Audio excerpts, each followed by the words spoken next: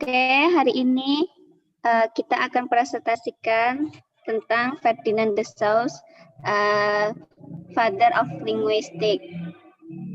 Saya kelompok 3 bersama teman saya Ibadillah dan Wina akan mempresentasikan tentang Ferdinand de Saussure. Materi pertama akan disampaikan oleh Ibadillah. Kepada Ibadillah, silahkan. Baiklah, saya akan membawakan materi pertama, yaitu mengenai biografi Ferdinand de Saussure.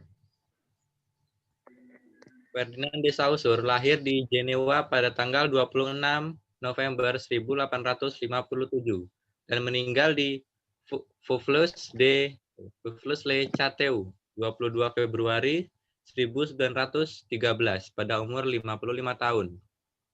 Dia adalah linguis Swedia yang dipandang sebagai salah satu bapak linguistik modern dan semiotika.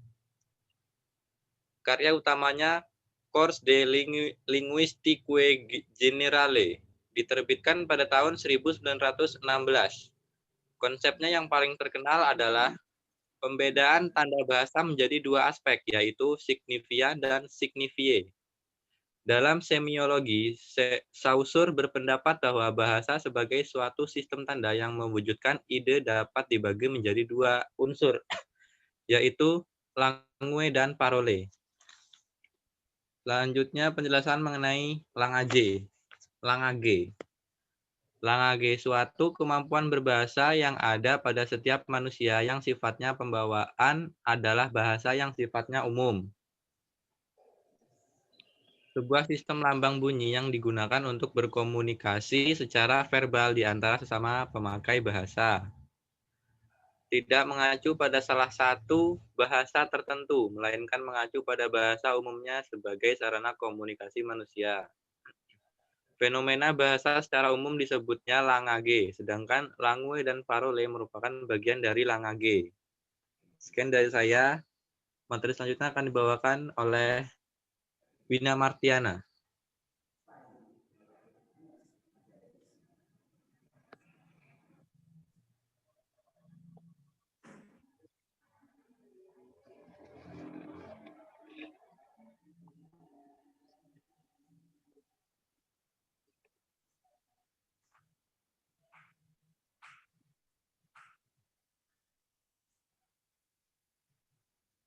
Wina.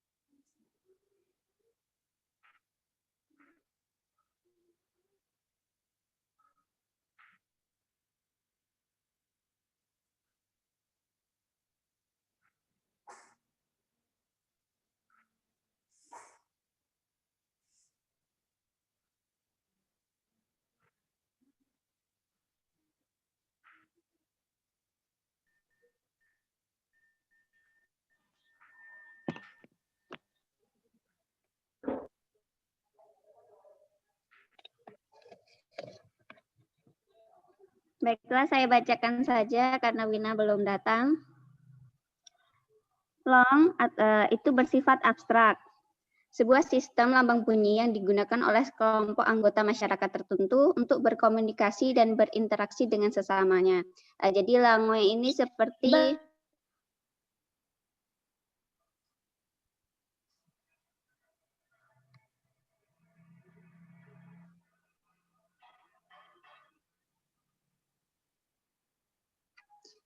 long ini seperti bahasa sehari-hari pada suatu daerah. Kayak di Indonesia setiap daerahnya itu berbeda-beda bahasanya. Terus long adalah cabang linguistik yang menaruh perhatian pada kata-kata, tanda-tanda, atau kode-kode. Long bahasa dalam proses sosial Saussure dalam hal ini lebih menitik beratkan studi linguistik pada long. Selanjutnya,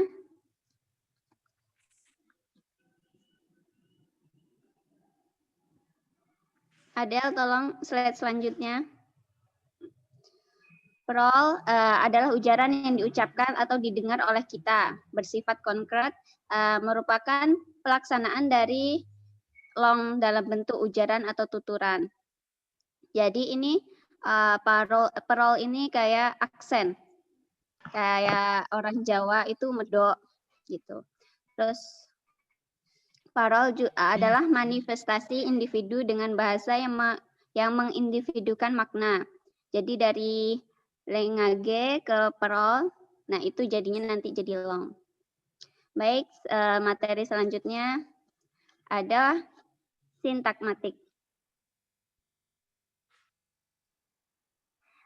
Hubungan sintakmatik adalah hubungan unsur-unsur bahasa yang terdapat dalam tuturan dan bersifat linear.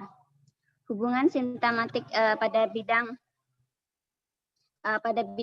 fonologi bisa dilihat dari urutan fonetik atau hurufnya. Jadi sintakmatik ini menyangkut tentang makna. Misalkan kata rata, kalau diubah R-nya menjadi B, menjadi bata, sudah berbeda makna.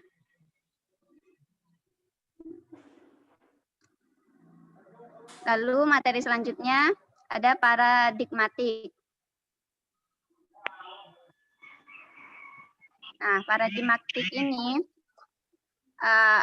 adalah suatu hubungan unsur-unsur bahasa yang terdapat dalam tuturan dan bersifat vertikal.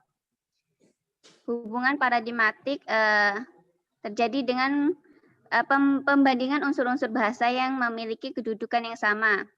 Hubungan paradigmatik dapat dilihat dari baik fonologi, morfologi, maupun sintaksisnya.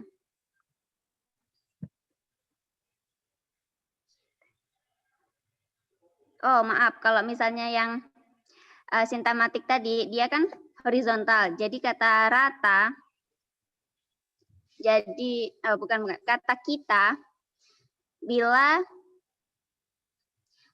diubah urutannya, KITA diubah menjadi KIAT, jadi kiat, itu berubah maknanya. Nah, kalau paradigmatik ini, yang tadi vertikal, jadi dia ke bawah. Jadi rata, bata, kata, dan data. Dia berubah, tapi berubah ke bawah, bukan ke samping. Tidak ada sangkut pautnya tentang, tidak satu dalam satu kata. Terima kasih. Begitu materi kita. Ada yang ingin bertanya?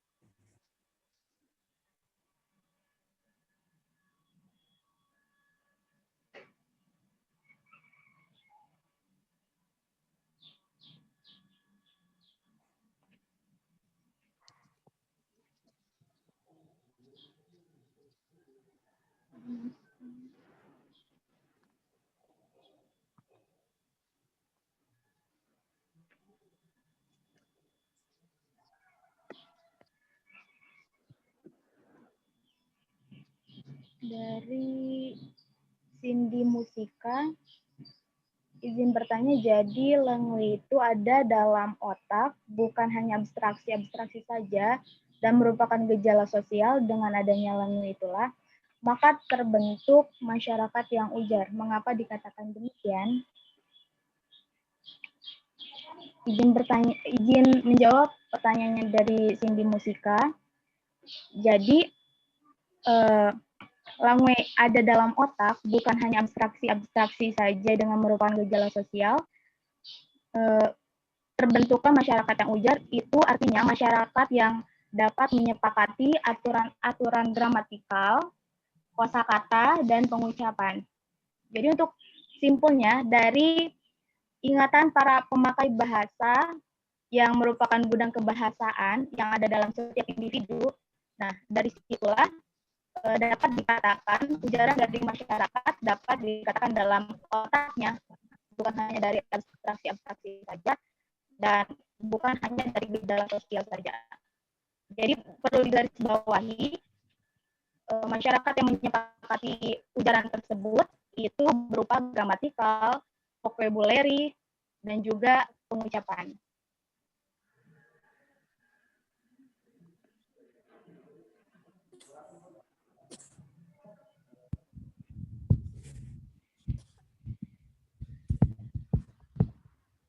Gimana Cindy Musika?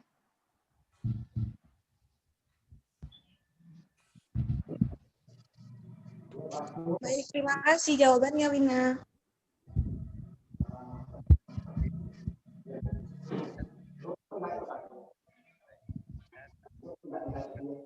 Dari Musrifa.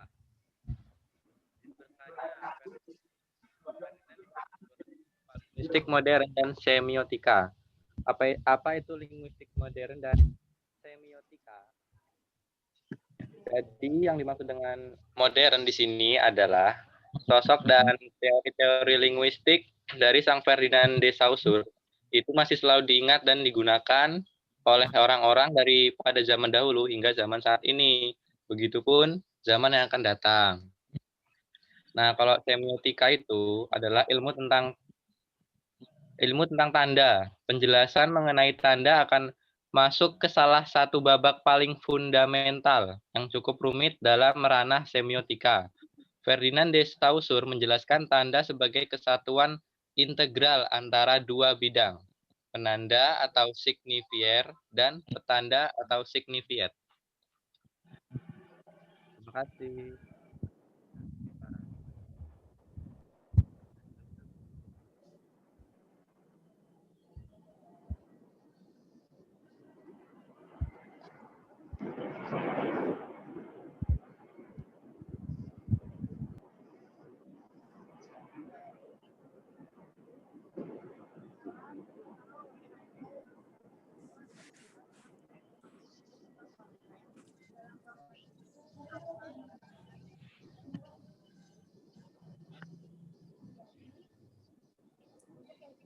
Dari konsep dalam parole itu artinya nyata adanya dan dapat diamati dan ditelaah secara individu. Dan kemudian dari arti tersebut dapat berupa penuturan kata, penutur secara individual dan merupakan milik masyarakat tutur secara keseluruhan. Nah, karena parole tidak lain daripada realitas fisis yang berbeda dari orang yang satu dengan orang yang lainnya. Untuk contoh ada seperti aksen, tiap orang kan berbeda-beda, seperti aksen dari British dan American, pasti konkretnya beda. Contohnya aja seperti dari vocabnya kentang. Kalau American kan fries, dari British itu chip. Contoh lain lagi ada dari vocabulary sepak bola. Sepak bola itu kan kalau dari Amerikannya itu soccer, sedangkan dari Britishnya itu football. Nah ini pertanyaannya sama dari siapa ya? Contoh dari Langwe itu dari siapa? Oh, dari Imas Zakiah. Gimana Khairiyah dan Imas Zakiah?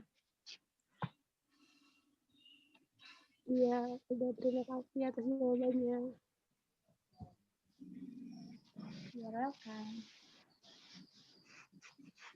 Baik, saya akan mencoba menjawab pertanyaan Elvia. Izin bertanya, paradigmatik terjadi dengan perbandingan unsur-unsur yang memiliki kedudukan yang sama. Maksudnya, dan berikan contohnya. Jadi kayak dalam satu kalimat itu, ada misalnya objek atau subjeknya itu berbeda. Misal nih, di kampus, Sadra, pengawas itu menemui dosen. Nah, dosen ini kan yang jadi objek ya berarti ya, yang ditemui. Apabila dosen ini diganti dengan mahasiswa, maka kedudukannya pun sama. Itu tidak mempengaruhi makna, walaupun sebenarnya dosen dan mahasiswa itu kalau di dalam dimaknakan itu beda, dosen itu yang mengajar dan mahasiswa itu yang mengajar. Tapi kalau dalam satu kalimat ini makna itu tidak mempengaruhi. Nah, makanya dalam paradigmatik ini termasuk yang benar, kalimat benar. Di kampus Sadra, pengawas itu menemui dosen atau mahasiswa. Nah, begitu. Terima kasih.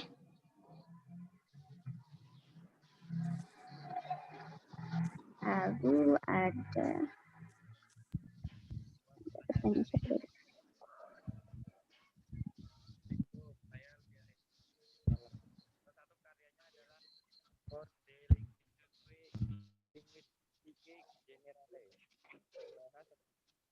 Apa buku itu? Dan di dalamnya terdapat apa saja? Baiklah, saya akan menjawabnya. Jadi dalam buku itu terkandung pandangan Saussure yang menjadi kajian baru bahasa, yaitu telaah sinkronik dan diakronik, perbedaan longue dan parole, perbedaan signifian dan signifie, serta hubungan sintakmatik dan paradigmatik. Seperti itu, Rika.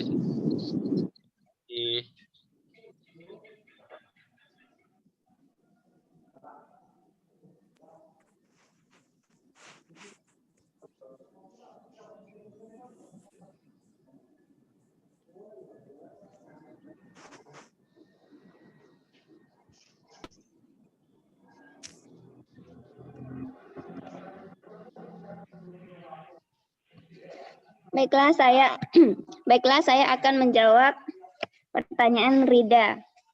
Apa teori linguistik Ferdinand? Jadi teori linguistik dari Ferdinand ini dia lebih menitikberatkan ke makna. Seperti yang telah dijelaskan tadi, seperti kita akan berbeda apabila susunan katanya hurufnya itu diubah. KITA diubah menjadi KIAT. Kita dan kiat itu berbeda makna. Lalu kait, KAIT, dan ikat, IKAT. Lalu apa yang membedakan teorinya dengan yang lain? Seperti ada tokoh linguistik lainnya yang bernama Naomi siapa ya? Naomi Comfort.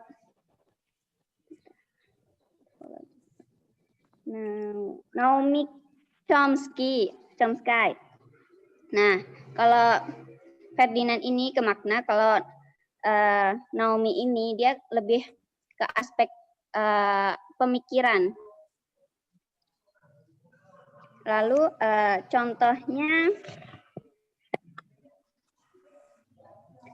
contohnya itu seperti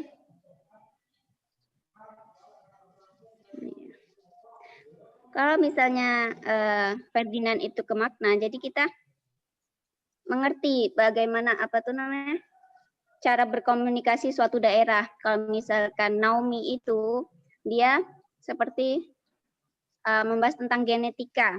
Jadi kemampuan berbahasa itu diturunkan. Begitu perbedaannya dan contohnya. Terima kasih.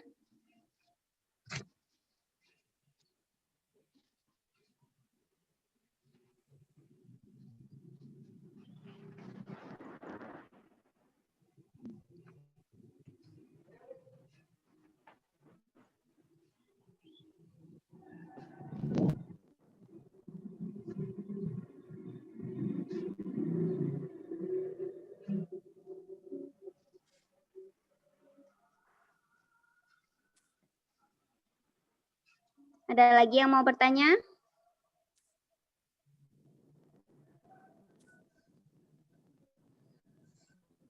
Baiklah, sepertinya sudah jelas. Selesai materi kita hari ini. Kalau begitu saya tutup ya.